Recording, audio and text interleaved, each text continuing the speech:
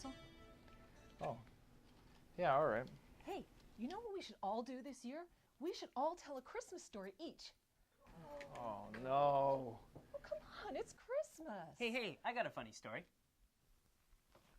I was riding home one night on my bike, and this little girl walks right out in front of me, and I freaking nail her.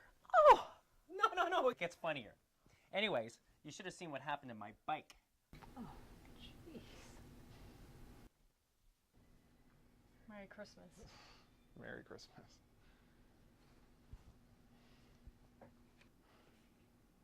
I got a Christmas story. Actually, it's not much of one. Actually, I probably shouldn't even tell it.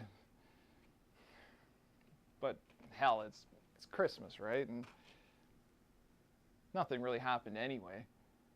So I guess it's okay. See that guy over there? Hey, is anybody listening to me or what?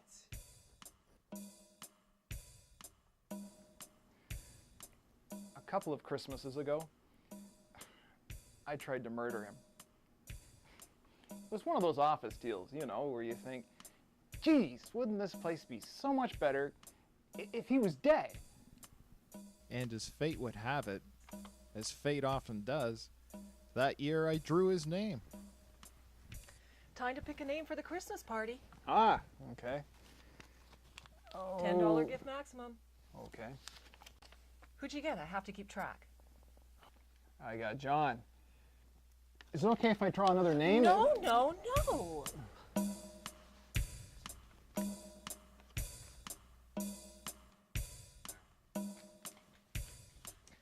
Hi, John. Time to pick a name for the Christmas party. Oh.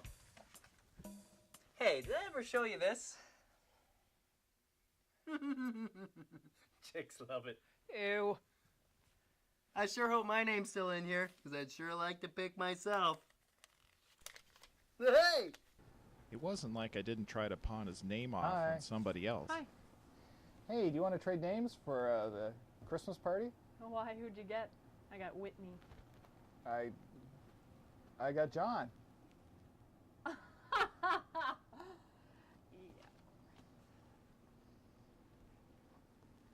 Hey, don't forget the office Christmas gift theme this year.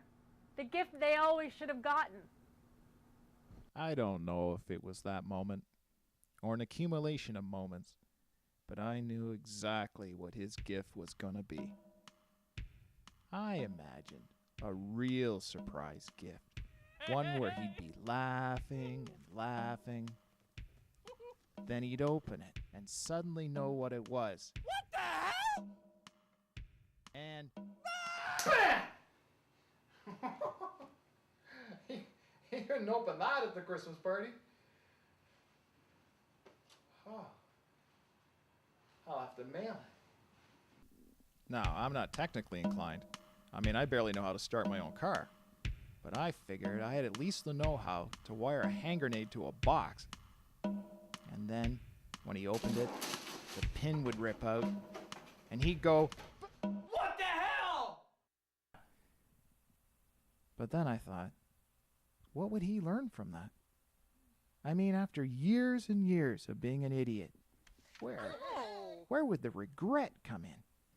Where would he repent a whole lifetime of being an a-hole? Then a better idea jumped into my head. Put a rat in the box. No, a rabid rat. A vile, horrible, pus-drooling, crazed rabid rat. So that when he opened that box, the freak rat would jump out and rip his jugular, and he'd be screaming and screaming. And at that moment, he'd realize that his whole lifetime of being an a-hole was wrong, and he'd regret it. And then the hand grenade duct taped to the rat would go BAM!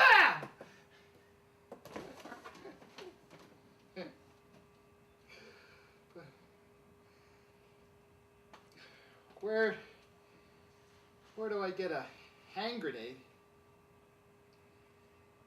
and a rabid street rat?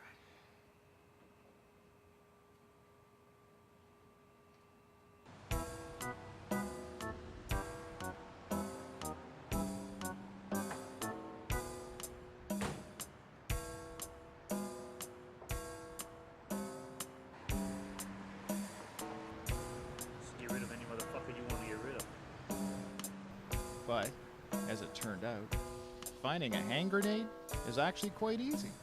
I just asked some crackheads who directed me to a street dealer who sold me one for 50 bucks, which they said was a good deal at the time, but it was well over the $10 gift limit. But I figured this was a Christmas gift for everyone, so I could spend a little more. However, getting the rabid rat was a hell of a lot harder than I thought.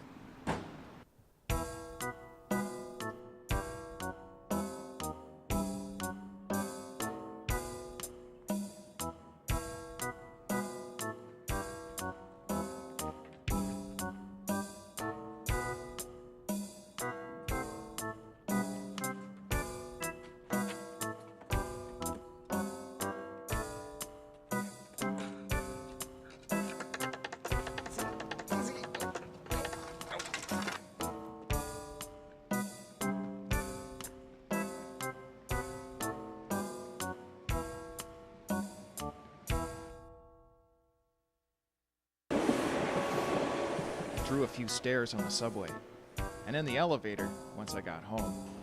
But once there, I tucked them away.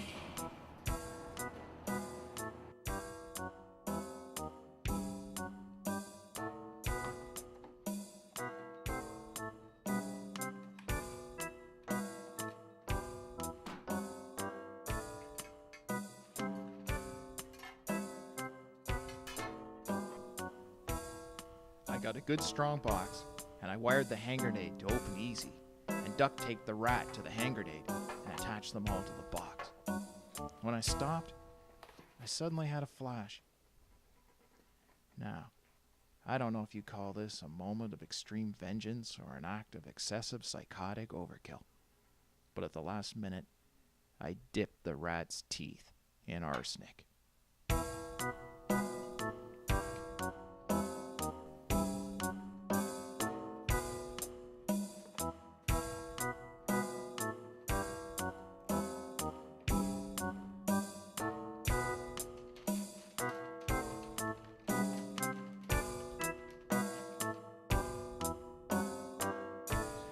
Now, as I headed to the post office, at first he was making a hell of a lot of noise. But then, as I got closer, he went eerily quiet, like he knew what his mission was to be. Next, please. Can I help you? Oh, damn! I mean, do you have a marker I can borrow? Yeah, sure. Right here. And I'll need $6 in stamps. All right. Are you mailing this? No, I'll take care of it. And I'll need one of these too. Oh no, I won't. What was I thinking? Oh, sorry. Oh, nothing.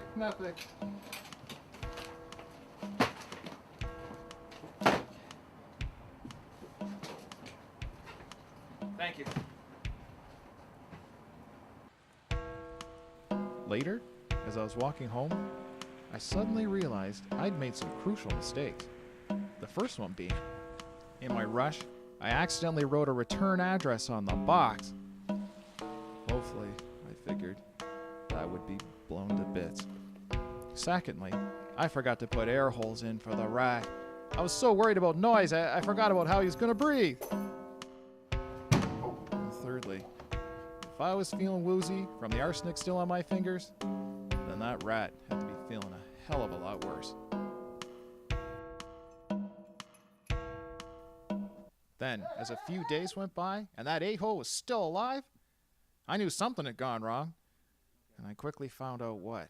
Before you get mad at me, there's a reason why this never left. You did not put enough postage on the thing. And I remember you. You did not let me weigh that box, so please don't yell at me. There's something unnerving about an unknown package arriving in the mail. It's even worse when you know what it is. Please let me weigh the box. It's only my job. I don't like it when you get stuff back either. Lady, stop pounding on the box. It was too hard to explain a dead rat duct taped to a hand grenade.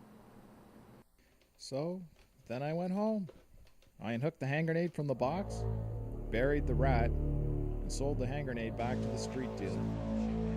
And at a loss, I might add. Then I crawled off to our annual office Christmas party. But you know, I was actually glad I didn't do it, because as irony would have it, as irony often does, he drew my name that year for a Christmas gift too. And it wasn't for the $10 gift item that he gave me, although it was nice for $10. It was what he wrote in the card that he gave me that mattered. He wrote, "Merry Christmas," to a special office buddy, the one guy in this place that truly understands me better than anybody else. I told him his gift got lost in the mail. That's okay, buddy. Merry Christmas.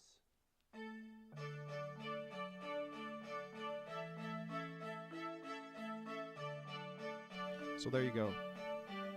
Sometimes things don't work out the way you had them planned. And sometimes that's what are off. And sometimes you don't know people as well as you think you do.